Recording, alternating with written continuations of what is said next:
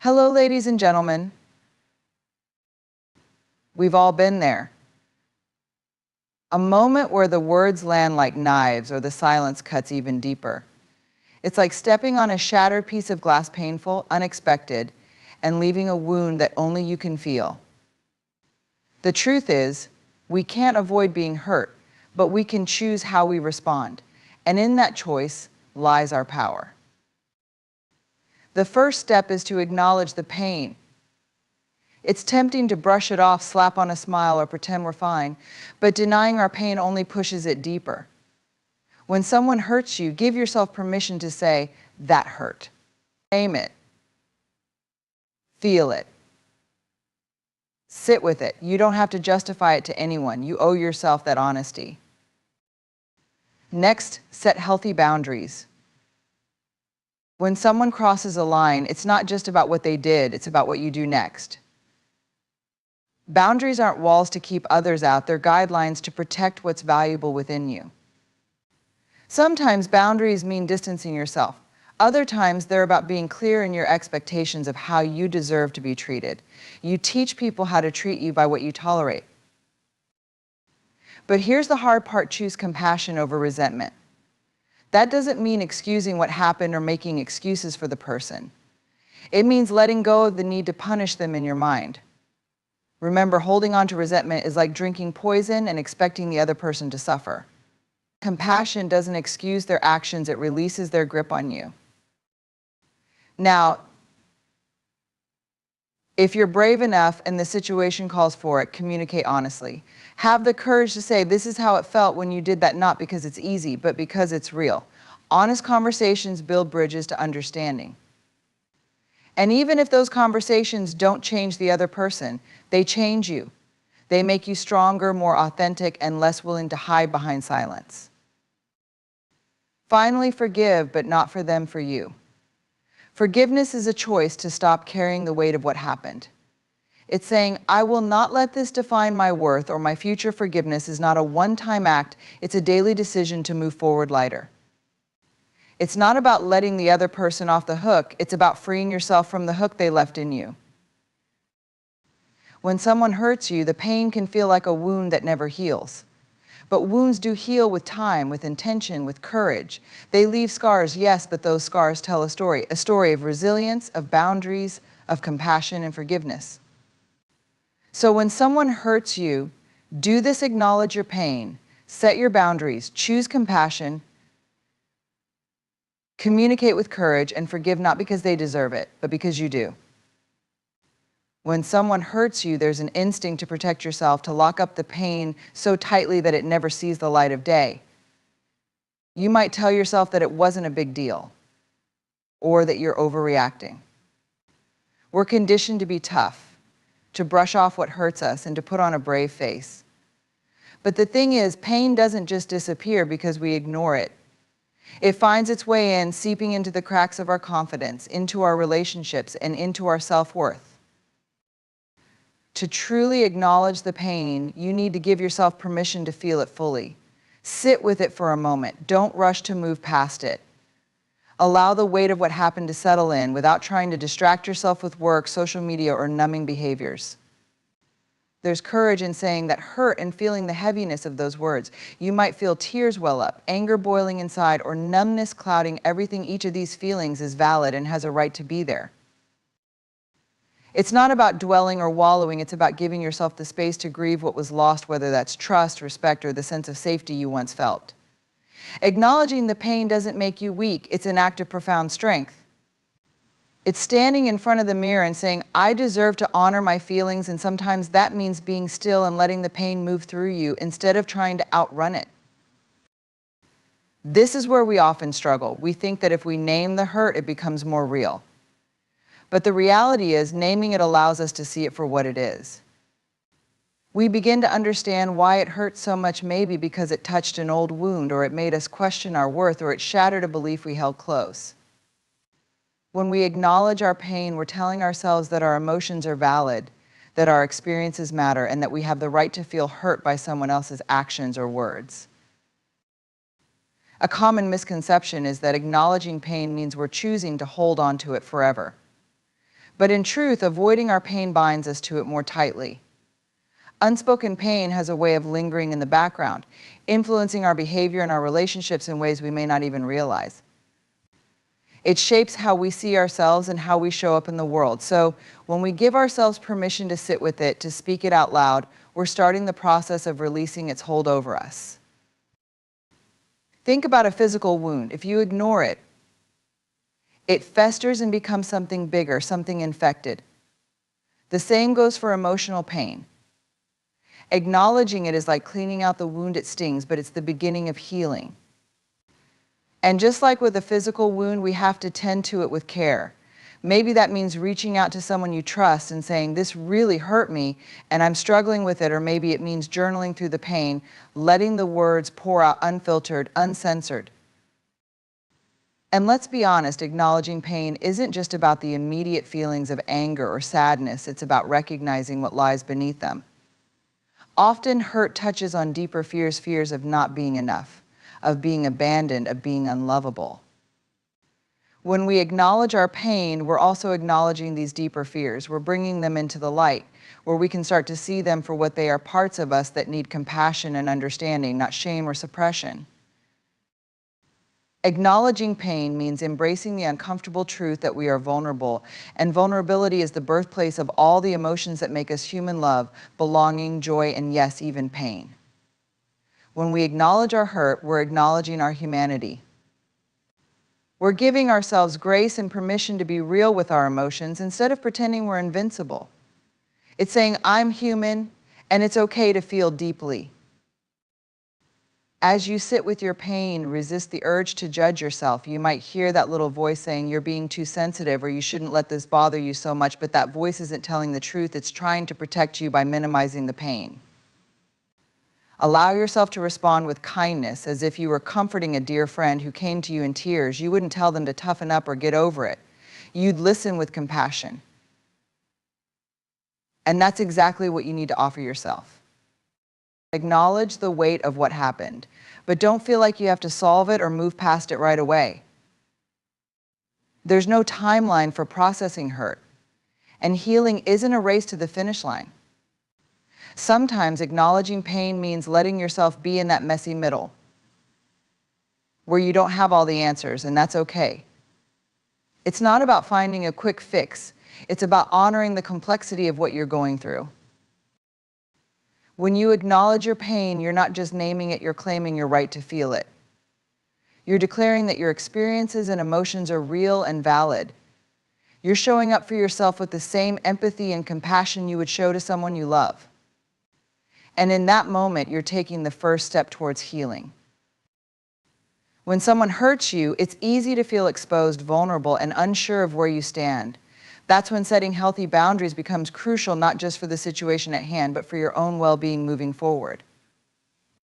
Setting boundaries isn't about punishing others or building walls to isolate yourself. It's about defining what you need to feel safe, respected, and valued. It's a way of protecting the things that matter to you: your peace, your energy, your sense of self. The first step in setting healthy boundaries is understanding that you have a right to do so. Sometimes we feel guilty about setting limits, like we're being selfish or unreasonable. We've been taught to be accommodating, to keep the peace, and to put others' needs before our own. But boundaries are not selfish. They are an act of self-love and self-respect. When you set a boundary, you're saying, I matter enough to protect my emotional and mental well-being. Boundaries are deeply personal, and there is no one-size-fits-all approach. What feels like a healthy boundary for you might seem unnecessary to someone else, and that's okay. Boundaries are about what you need, not about what others think you should tolerate.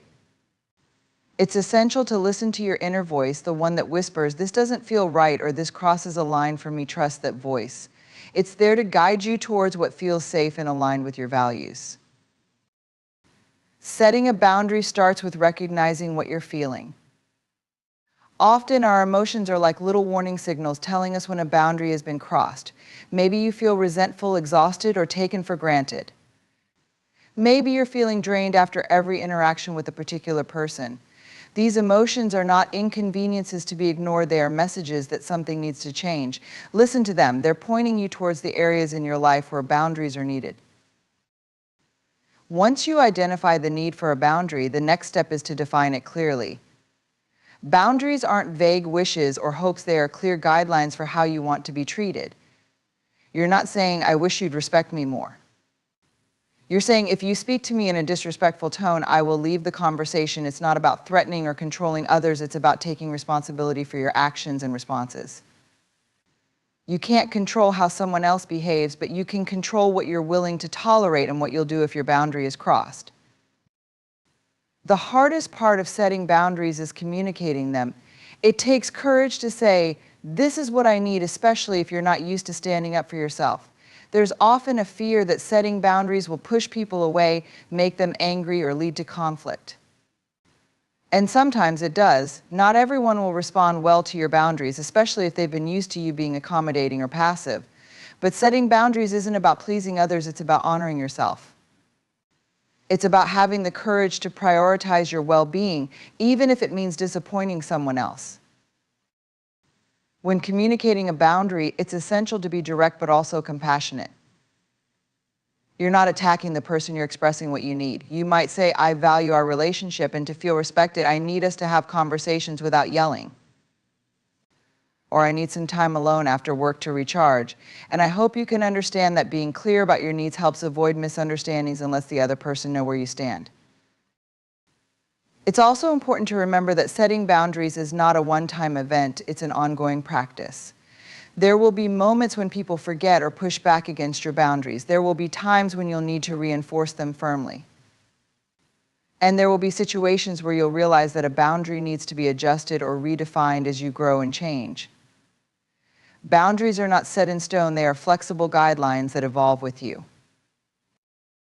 Healthy boundaries are not meant to create distance, they're meant to create clarity. They help others understand what you're comfortable with and where your limits are. When you set clear boundaries, you're not only protecting yourself, but you're also giving others the opportunity to meet you in a more authentic and respectful way. It's a way of inviting people into a relationship where both parties can feel safe and valued. But setting boundaries isn't just about external relationships, it's also about the relationship you have with yourself. It's about setting boundaries with your own thoughts and habits too. For example, you might need to set a boundary with self-criticism, saying, "I will not let my inner critic dominate my thoughts," or with overextending yourself, deciding, "I will not commit to things out of guilt or obligation." These internal boundaries are just as important as the ones you set with others because they shape how you treat yourself. Boundaries also require self-awareness. It's easy to think of them as fixed rules, but they're more like dynamic guidelines that change as you change. You might find that a boundary you set in one situation needs to be different in another. Or as you grow and heal, you may discover new boundaries that you didn't realize you needed before. It's a continuous journey of tuning into yourself and honoring what feels right in each moment. Sometimes setting boundaries means letting go of relationships that no longer serve you. It's not an easy decision, and it can be heartbreaking, but it's a powerful act of self-respect. When someone repeatedly crosses your boundaries despite your clear communication, it may be time to reevaluate the role they play in your life. Walking away isn't about giving up, it's about choosing to prioritize your peace over someone else's comfort. It's recognizing that you deserve relationships where your boundaries are not only respected, but valued. As you continue to set healthy boundaries, remember that it's a practice of self-compassion. It's about treating yourself with the same kindness and respect you would offer to someone you love. You wouldn't want a friend to be mistreated, ignored, or disrespected, so why would you allow it for yourself? Boundaries are a way of saying, "I am worthy of love, care, and respect," and that message starts with you. Setting boundaries doesn't mean shutting people out or becoming rigid. It means creating a space where both you and others can grow, thrive, and connect authentically. It's about cultivating relationships that are built on mutual respect, where each person feels safe to be themselves. And in those relationships, boundaries are not barriers, they're bridges to deeper understanding and connection. There will be moments when setting a boundary feels uncomfortable, moments when it feels like you're risking too much by speaking up. But remember, boundaries are not about avoiding discomfort, they're about choosing the discomfort of honesty over the pain of resentment. They're about choosing yourself even when it's hard. Because when you honor your boundaries, you're telling the world and yourself that your well-being matters. When someone hurts you, the natural response is often anger, bitterness, or even a desire to hold a grudge. It's easy to let resentment take root, to replay the hurt over and over in your mind, allowing it to shape the way you see the other person and even yourself. But choosing resentment is like gripping a hot coal with the intention of throwing it. Ultimately, you're the one who gets burned. And that's why choosing compassion over resentment isn't about excusing the hurt or pretending it never happened. It's about freeing yourself from the weight of that pain.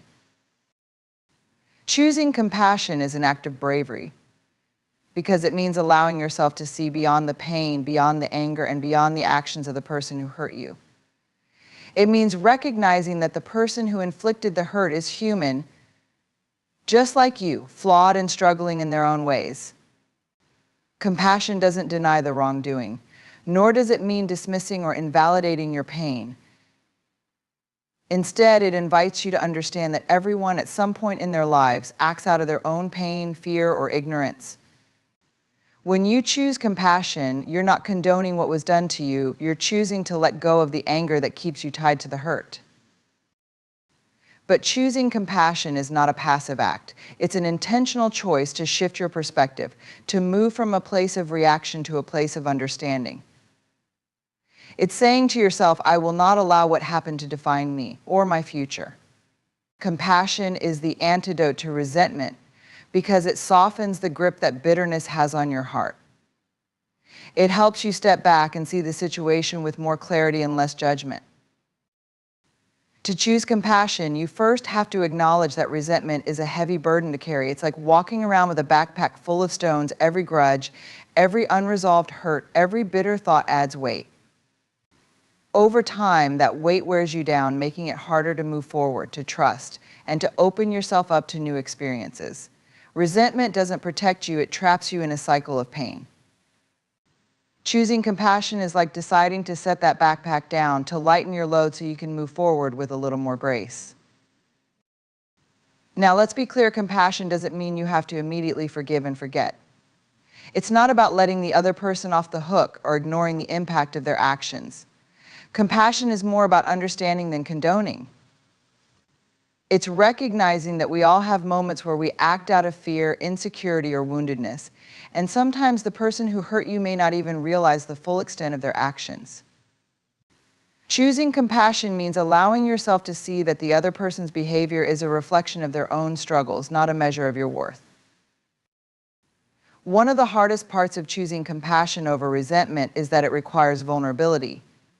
It means opening your heart to the possibility that the person who hurt you isn't just the villain in your story, they're human, just like you trying to navigate their own pain and imperfections. This doesn't mean you excuse their behavior or dismiss the impact of their actions. But it does mean acknowledging that everyone is fighting their own battles, and sometimes those battles spill over in ways that cause harm. But let's not romanticize this process. Choosing compassion isn't easy, and it doesn't happen overnight. It's a practice, one that requires patience, self-awareness, and a willingness to sit with uncomfortable emotions. It's recognizing when resentment starts to take root and making a conscious decision to let it go, even if it's just for a moment. It's reminding yourself that holding on to bitterness only deepens your own wounds and keeps you connected to the very pain you're trying to move past. Compassion also requires boundaries. It doesn't mean you let people walk all over you or that you allow the same hurtful behavior to continue. True compassion involves holding others accountable in a way that is respectful and kind but firm. It's saying, I can understand why you might have acted this way, but that doesn't mean it was okay. Compassionate boundaries are about protecting yourself without hardening your heart. They allow you to let go of resentment without letting go of your self-respect. Sometimes choosing compassion means having the courage to ask, what pain must they be carrying to have acted this way? It doesn't justify their actions, but it helps you understand that their behavior came from a place of their own suffering. When you can see the humanity in someone who has wronged you, you create space for empathy, not just for them, but for yourself as well. You begin to realize that their actions were not a reflection of your worth, but a reflection of their own struggles. But what about when the hurt feels too deep, too fresh, or too unjust? What if the very idea of compassion feels impossible? That's okay. Compassion doesn't have to happen all at once, and it doesn't have to be perfect. Start small. Start with a tiny seed of understanding, a moment where you soften your grip on anger just a little. You don't have to let go of all your resentment in one breath, you just need to begin to loosen its hold. And remember, choosing compassion isn't about doing something for the other person, it's about doing something for yourself. It's about reclaiming your emotional freedom, releasing the grip that bitterness has on your spirit. Resentment keeps you stuck in a past that you cannot change, while compassion opens the door to a future where you're not defined by what happened to you. It's about saying, I deserve peace, even if they don't deserve my forgiveness. Choosing compassion over resentment doesn't mean being a doormat or allowing others to hurt you repeatedly. It means recognizing that you have the power to decide how much control someone else's actions will have over your life. It's reclaiming your narrative, taking back the pen, and choosing to write a story that isn't centered around anger and pain. It's also important to extend that compassion inward. Sometimes the person we hold the most resentment towards is ourselves. We blame ourselves for not seeing the warning signs, for not speaking up, for trusting too easily. But self-compassion is the foundation of choosing compassion for others. It means forgiving yourself for being human, for making mistakes, for not having it all figured out. It means treating yourself with the same kindness you would offer to someone you love. Choosing compassion is an ongoing journey, not a destination.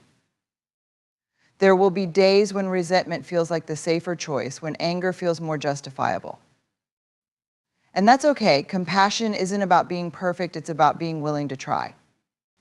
It's about showing up even when it's hard and saying, I will choose to see the humanity in myself and in others.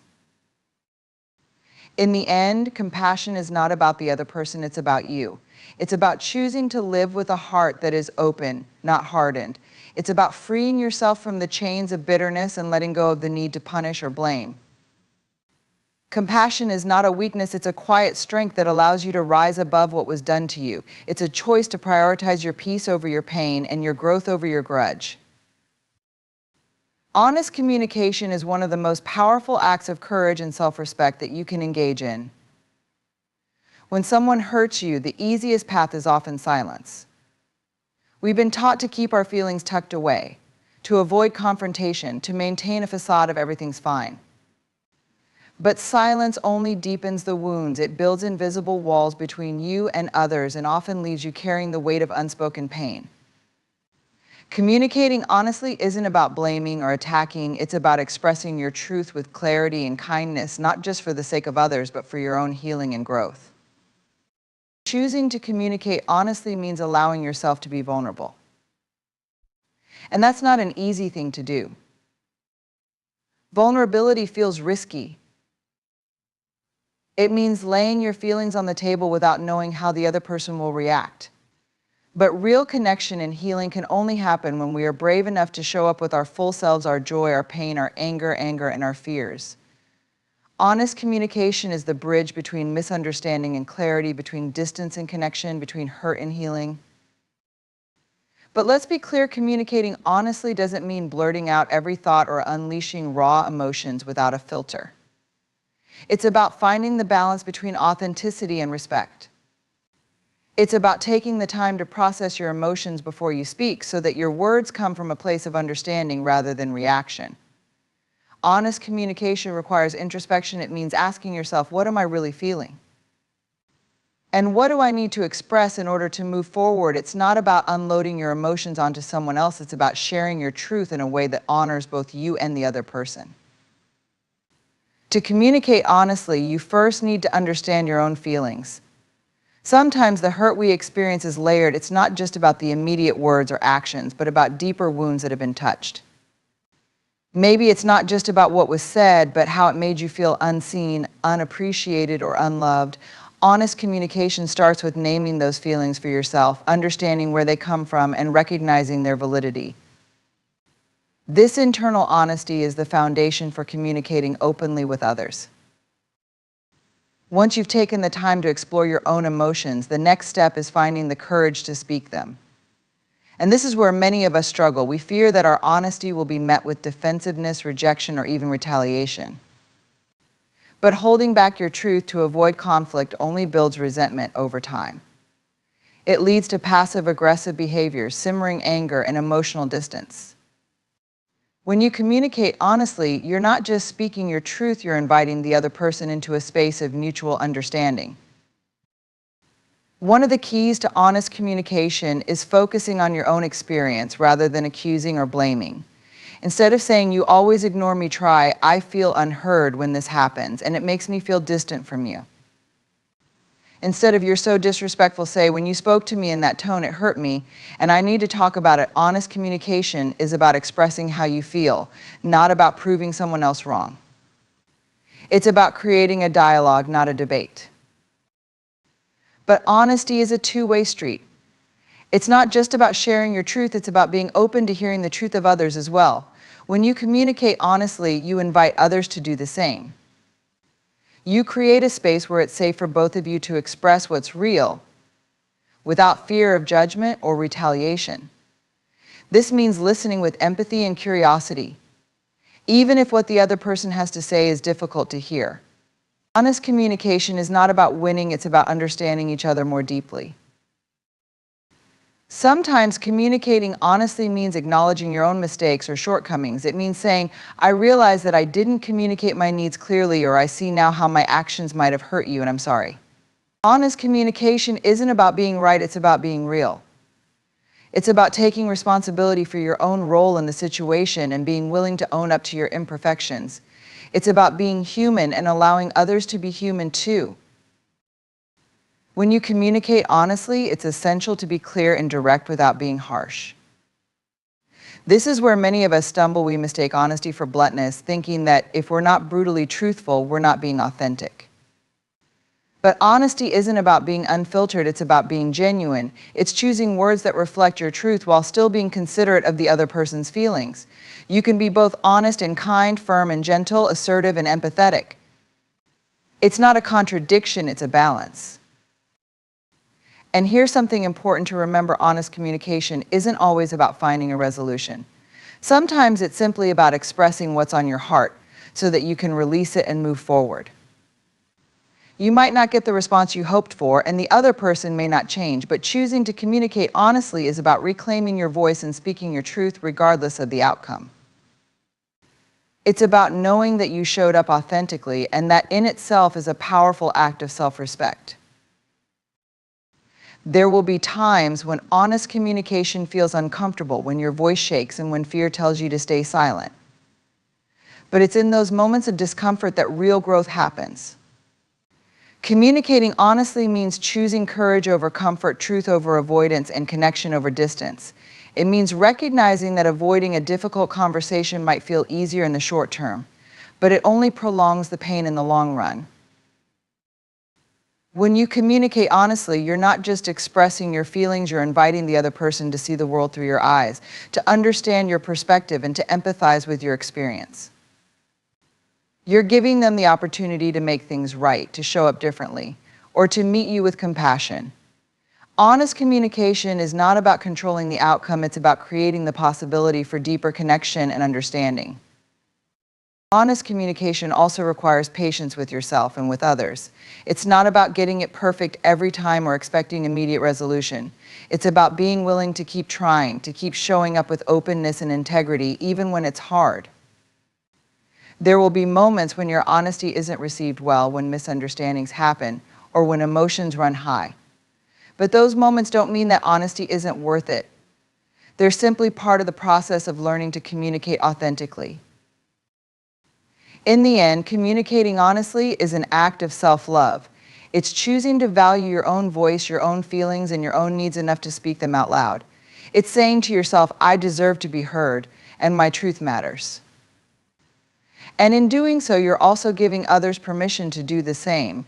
You're creating a culture of openness where honesty is not something to be feared, but something to be embraced.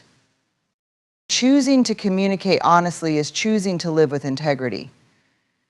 It's choosing to show up in your relationships with authenticity, even when it's uncomfortable. It's choosing to trust that your truth is worth expressing, even if it's not met with immediate understanding. Honest communication is not just a skill, it's a way of being. It's a commitment to yourself to be real, to be brave, and to be open no matter what. Forgiveness is one of the most misunderstood and often one of the hardest gifts we can offer, not to others, but to ourselves. When someone hurts us deeply, the very idea of forgiveness can feel like betrayal, like we're letting them off the hook or downplaying the pain they caused. But here's the thing: forgiveness isn't about them. It's about freeing yourself from the grip of bitterness, anger, and resentment that keeps you shackled to the past. It's about reclaiming your power, your peace, and your future. Forgiving someone who has hurt you doesn't mean you condone their actions or that you excuse their behavior. It doesn't mean you forget what happened or that you must reconcile with the person who hurt you. Forgiveness is a choice to release yourself from the emotional burden of holding on to anger. It's about saying, I will no longer allow this pain to define me or dictate my life. It's a conscious decision to prioritize your healing over your hurt. But let's not sugarcoat it. Choosing to forgive is hard. It can feel counterintuitive, especially when the wounds are still raw. When someone betrays your trust, belittles you, or causes you deep pain, the natural response is to cling to that anger as a form of self-protection. We think if I let go of this anger, it means I'm saying what they did was okay, but forgiveness isn't about justifying their actions. It's about releasing yourself from the emotional chains that keep you tethered to the past. Forgiveness is a journey, not a one-time event. It's not as simple as flipping a switch or muttering the words, I forgive you. It's an ongoing process that requires patience, self-reflection, and most importantly, self-compassion. Because here's the truth: sometimes the hardest person to forgive is yourself. We carry so much guilt, shame, and self-blame for allowing ourselves to be hurt or for not seeing the signs. Forgiving yourself is an essential part of the healing journey, and it's not about erasing your mistakes, but about accepting your humanity. When you choose to forgive, you're not giving the other person a free pass, you're giving yourself permission to move on. You're choosing not to let what happened keep you stuck in a place of pain. Because holding on to anger, bitterness, or resentment only keeps you connected to the hurt. It's like carrying around a backpack full of heavy stones. Each grudge, each unresolved hurt, each bitter thought adds weight. Over time, that weight becomes exhausting, wearing you down and making it harder to move forward. There's a misconception that forgiveness is a weakness or that it makes you a pushover. But forgiveness is one of the bravest acts you can engage in. It takes tremendous strength to let go of anger, to release the desire for revenge, and to choose peace instead. It's not about being naive or letting people walk all over you. It's about recognizing that you have the power to decide how much control someone else's actions will have over your life. Forgiving for your own healing doesn't mean you forget what happened or that you stop protecting yourself. It means you choose not to let that pain consume you or shape your identity. It's about acknowledging the hurt, processing it, and then deciding to let it go, not because the other person deserves it, but because you deserve peace. Holding on to resentment is like drinking poison, expecting the other person to suffer. Forgiveness, on the other hand, is like setting down a heavy burden and choosing to walk forward with a lighter heart. But let's be clear, forgiving doesn't mean suppressing or denying your feelings. It doesn't mean pretending you're not hurt or brushing things under the rug. Forgiveness requires honesty with yourself and with others. It means allowing yourself to fully feel the pain, to sit with it, and to honor it. It means acknowledging the depth of your hurt and giving yourself permission to grieve. Only then can you begin the process of letting go. Forgiveness is also an act of self-respect. It's recognizing that your worth is not defined by what happened to you or by the actions of others. When you forgive, you're reclaiming your narrative and taking back the pen to write your own story. You're choosing to define yourself not by your wounds, but by your resilience. You're saying, I refuse to let what happened to me keep me from becoming who I'm meant to be. There's a powerful freedom that comes with forgiveness, a freedom to let go of the past and to live fully in the present.